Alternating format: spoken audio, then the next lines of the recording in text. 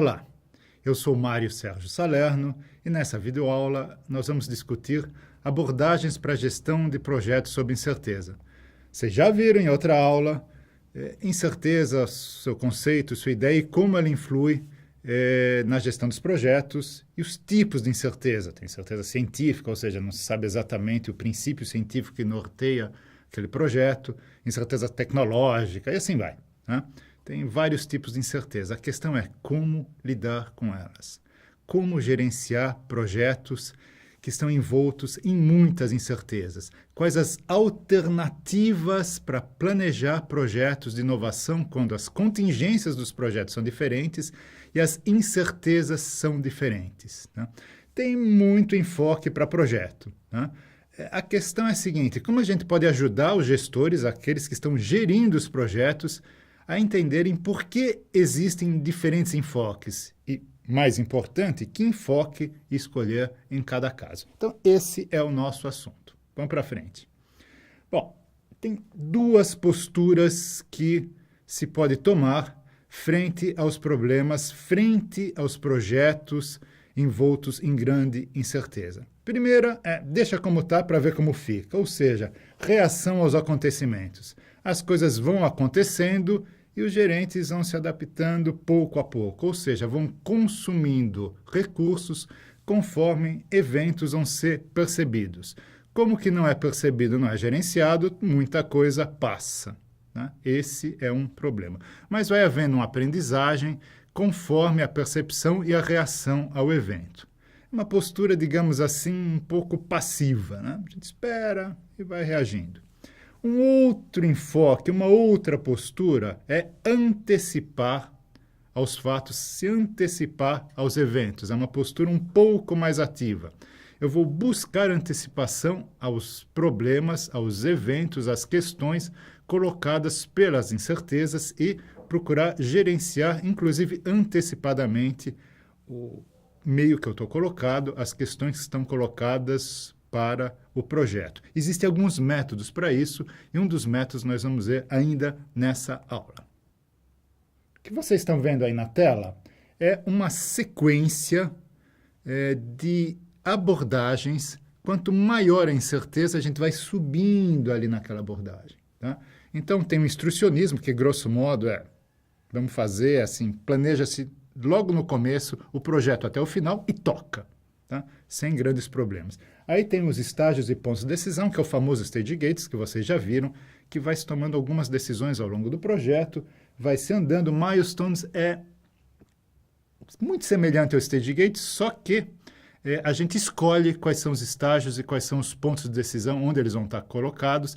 É uma técnica típica de gestão de projeto, qualquer projeto, não necessariamente projetos de inovação. Isso está muito arraigado nas técnicas tradicionais de gestão de projetos para, por exemplo, construção civil e assim por diante. O Discovery Driven Plan é uma técnica interessante que ele pega o projeto do final para o começo, né? Então, num projeto de inovação, qual seria o objetivo de retorno da empresa? E assim vai. Eu vou desdobrando ao contrário, ou seja, eu parto do objetivo final e vou estabelecendo as regras, as metas, os objetivos das etapas anteriores. Um dos problemas do DDP, como é chamado, é que há necessidade de alguns dados. Por exemplo, para eu chegar num determinado retorno, eu preciso saber ou preciso estimar alguns custos, alguns faturamentos, e muitas vezes isso não é possível. E aí a gente vai para duas abordagens que nós vamos discutir nessa aula, que é o selecionismo e aprendizagem e o Learning Plan, que é uma ferramenta para apoiar essas abordagens. Vamos lá. Bom, instrucionismo. Para situações conhecidas, eu, no início do projeto, faço todo o planejamento até o final. Isso vale para situações dadas, nas quais o ambiente muda pouco, eu já sei o que vai acontecer, eu tenho muito histórico, por exemplo, construção civil, projetos de rotina, etc. Eu tomo a decisão e depois a coisa vai numa rotina até o final. Só que essa abordagem ela se aplica muito mais a projetos de rotina, não de inovação. A aprendizagem é uma espécie de planejamento passo a passo. eu planejo até o próximo passo, ou seja, eu planejo um passo. Quando eu terminar esse passo, eu reavalio e faço o planejamento do próximo passo. Ou seja, ao invés de eu planejar até o final do projeto, claro que eu tenho que ter uma visão do projeto como um todo, mas o planejamento mais detalhado vai ser passo a passo. E eu vou, conforme o que foi aprendido nesse passo, remodelando, reacertando a estratégia, a evolução para o próximo passo. Isso exige uma capacidade de, durante a execução, replanejar o projeto a partir das informações que chegam, de eventos não previstos que foram detectados e assim por diante. Ou seja, eu introduzo dentro do projeto explicitamente o replanejamento, isso é feito passo a passo.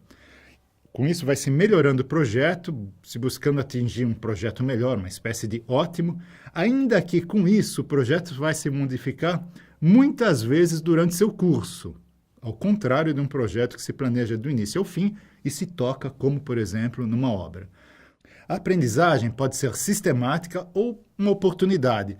Há algumas técnicas que podem ajudar na aprendizagem.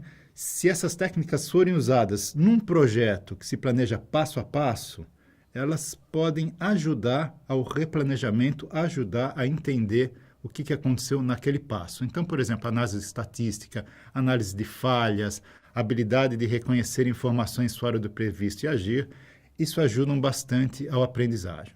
Vamos para uma outra técnica que é o selecionismo. Selecionismo se aplica em ambientes muito desconhecidos, onde é muito difícil ou custa muito levantar dados, ou então os dados são muito pobres, pouquíssimos confiáveis, tem dado de pouca coisa, não tem série histórica, não tem uma visibilidade sobre o horizonte de planejamento do projeto. A natureza do projeto pode levar a mudanças radicais no projeto a cada ciclo de aprendizagem. Então, o que se faz? As empresas apostam em múltiplas rotas. Como elas não sabem o que vai dar certo, elas fazem apostas em rotas paralelas. É como se houvesse vários projetos ao mesmo tempo. E aí elas vão avaliando o andamento desses projetos e, naquela rota que se desenvolveu melhor, os recursos vão sendo carreados a ela e ela vai se desenvolvendo e as outras vão sendo abandonadas até que, a posteriori, se decide qual que é a rota vencedora. Isso posto, no início do projeto, eu não sei qual rota vai ganhar, por isso eu invisto em todas. Ou seja, não é um desperdício que eu estou investindo em rotas que não vai dar certo. Como eu não sei, mas eu preciso chegar a um resultado, eu invisto em várias rotas ao mesmo tempo. E a posteriori eu escolho a melhor pelo critério que eu decidi do que é melhor. Ok? Bom, alguns exemplos. Por exemplo, no começo dos editores de texto, havia editores de textos vários. A Microsoft, querendo combater o editor de texto que na época era dominante, ela acabou lançando 3 tipos de editor de texto. Alguns a gente nem lembra que existem, hein? O Works, o Word e o bloco de notas. Mas para que precisa de 3? Tudo editor de texto? A questão é que naquela época era difícil saber qual seria o padrão de editor de texto que iria vingar. O que as pessoas e as empresas iriam comprar como editor de texto. Então eu lanço os 3 e aí eu vejo qual se desenvolve melhor, qual vende melhor, etc. Eu acabo desenvolvendo mais. Né? Por que eu vou perder recursos apostando nos 3? Porque eu tenho incerteza, eu não sei qual deles vai vencer. Um outro exemplo, que é mais contemporâneo, é o desenvolvimento do polipropileno do álcool. Então, a Braskem, uma empresa brasileira, ela desenvolveu um etileno de etanol, né, que leva ao polietileno. Então, dá para fazer plástico de origem vegetal, de origem de álcool de cana-de-açúcar. O polipropileno é um outro tipo de plástico. O etileno tem 2 carbonos, o polipropileno tem 3 carbonos. Então, precisa de uma rota diferente do álcool para o propileno. Só que não existe muito acúmulo científico de qual é a melhor forma de chegar do etanol ao propileno. Então, eu vou investir em várias rotas diferentes, porque eu quero ter polipropileno de álcool, faz parte da minha estratégia, eu preciso disso.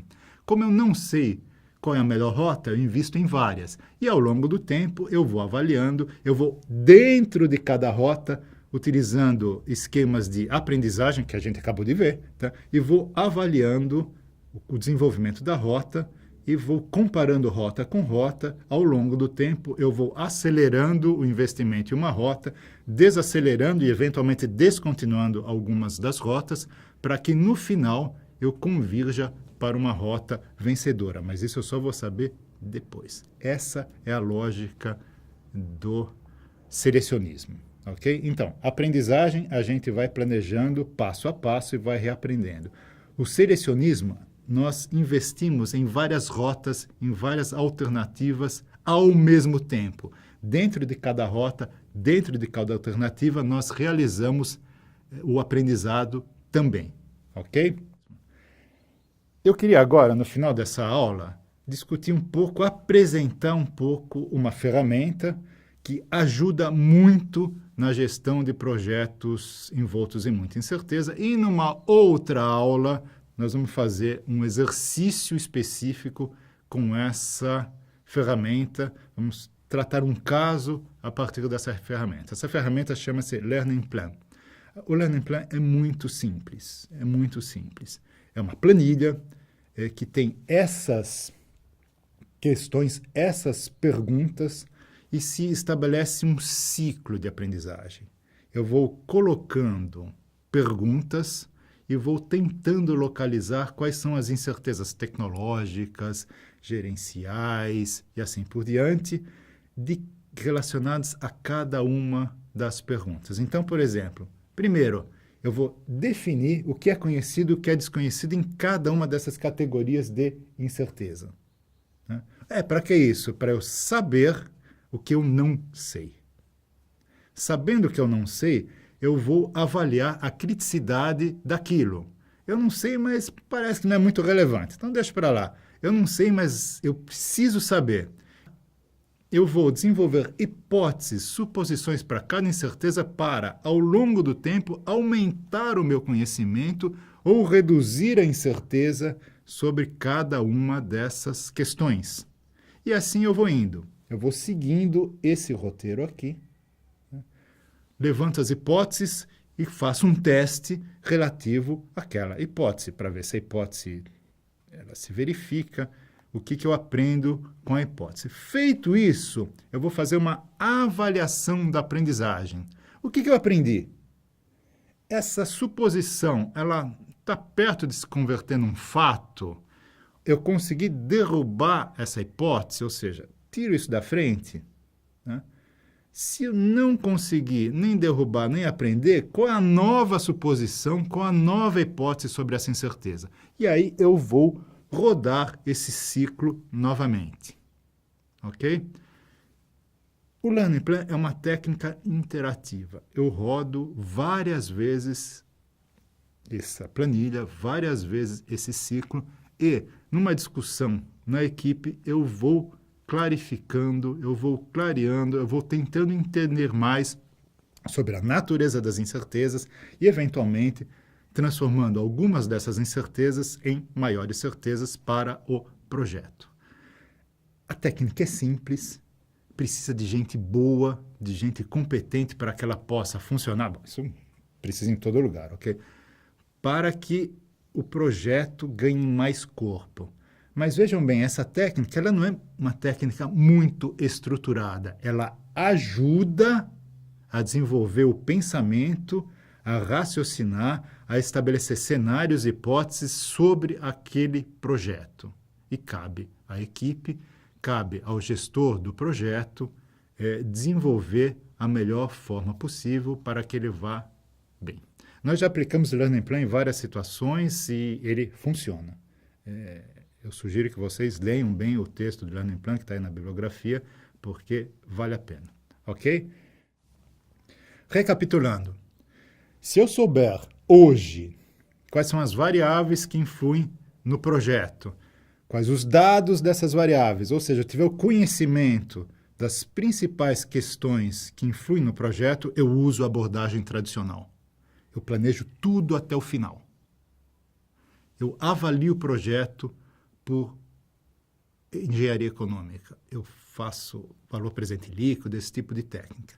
A questão é que nem sempre isso é possível, porque vários projetos de inovação estão envoltos em incertezas e eu não consigo ter dados ou não consigo ter dados confiáveis para fazer essa análise hoje. O panorama muda, a tecnologia não está muito estabelecida e assim por diante, as incertezas que a gente já viu.